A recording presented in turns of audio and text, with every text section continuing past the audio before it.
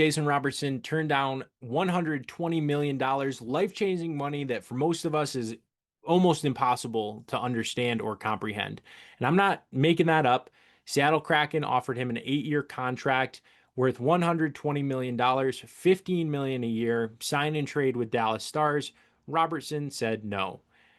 Then he filed for salary arbitration with the NHL, right? If you don't know what that means, all of this sounds crazy. That he walked away from generational money and filed salary arbitration with Dallas. Except it's not crazy. He's playing chess. But I found that most fans don't understand what he's actually doing. So let me walk you through what it is. So, first, if you don't know who Jason Robertson is, 26 years old, two-time All-Star, 96 points last season, 96, 45 goals, and 51 assists. Led the Dallas Stars in scoring. I mean, he is a top liner in his prime. His last contract expired June 30th. 4 years, 7.75 million.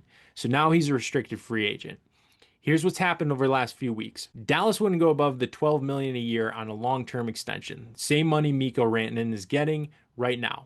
Robertson said no, he wants 14 million, closer to what Draisaitl's getting in Edmonton. So you might be wondering why Dallas offered less than Seattle. It's a fair question. Dallas has more cap constraints. They're built around a specific numbers in their core, and going higher on Robertson means restructuring other contracts probably. So Jim Nill wasn't willing to pay Robertson, and Dallas has leverage that Seattle doesn't. Robertson wants to win. Dallas is a legitimate Stanley Cup contender, and they've been playing great all the way through deep runs in the playoffs for the last few years. Seattle hasn't really had a legitimate star since the franchise started, so they had to pay a big sum to try and attract him. Dallas doesn't have to do that. But Robertson just called their bluff. So Dallas tried to trade him. They lined up a sign and trade with Seattle. The Kraken were prepared to give Robertson an 8-year contract worth $120 million, $15 million a year guaranteed. Robertson refused to sign the deal. So on July 5th, he filed for arbitration. Now, here's where most people get this wrong. They think arbitration means Robertson is going to a hearing to get some arbitrator to decide his salary. That arbitrator will award him $10 or $12 million for 1 year, and that he just gave up the Seattle deal for nothing. But that's not what arbitration is. Arbitration is leverage. In hockey world, it's some people call it a hearing bluff.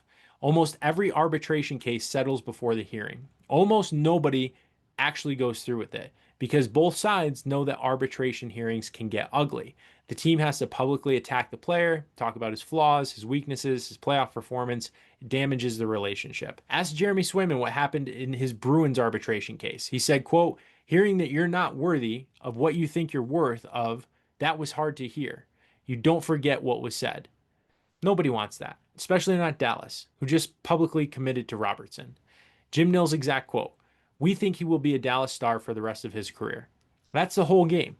Nill just told the hockey world that he can't afford to lose Robertson, and Robertson just filed arbitration. So here's what Robertson is actually doing. He's setting a deadline. The arbitration hearing forces Dallas to make a decision, either sign him to a long-term deal at his number or take him to a hearing that damages the relationship and only gets him a 1-year deal anyway. Here's the wrinkle. Since Robertson is 1 year away from an unrestricted free agency, arbitration can only award him with a 1-year deal. So if Dallas takes him to the hearing, they get him at whatever the arbitrator awards for the 2026-27 season. Then Robertson walks to unrestricted free agency in July 27 and Dallas gets nothing. That's the Mitch Marner playbook. Force your team to either pay you or lose you. Nill knows this. Robertson knows Nill knows this. And that's why arbitration filing is the negotiating tactic. That's why Robertson turned down Seattle's $120 million, because he doesn't want to play for the Kraken, and he thinks he can get more money from Dallas by playing hardball. So look at the market right now. Kaprizov's extension kicks in at $17 million a year. Leo Carlsson just got matched at $18 million a year. The market for star wingers exploded this summer. Robertson at $15 million would already be a bargain compared to those guys. Now, here's where it could go wrong. Injury risk. If Robertson gets hurt this season, his UFA value tanks. He'd have made $12 million on his arbitration award instead of $120 million guaranteed from Seattle. But here's my honest read. Jason Robertson didn't turn down $120 million because he's stupid. He turned it down because he's making a bet on himself. He's betting that Dallas can't afford to lose. He's betting that the market keeps rising. He's betting that he can force his general manager to pay him what he thinks he's worth. Is he going to win that bet? I think he probably does. Nil has already signaled that he can't afford to lose him.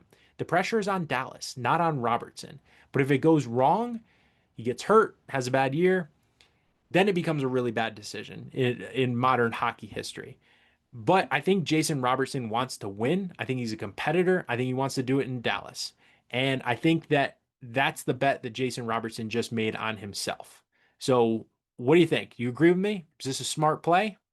Either way, I'm just looking at the rest of the league, seeing what we're going to have to play next year. Go Canes.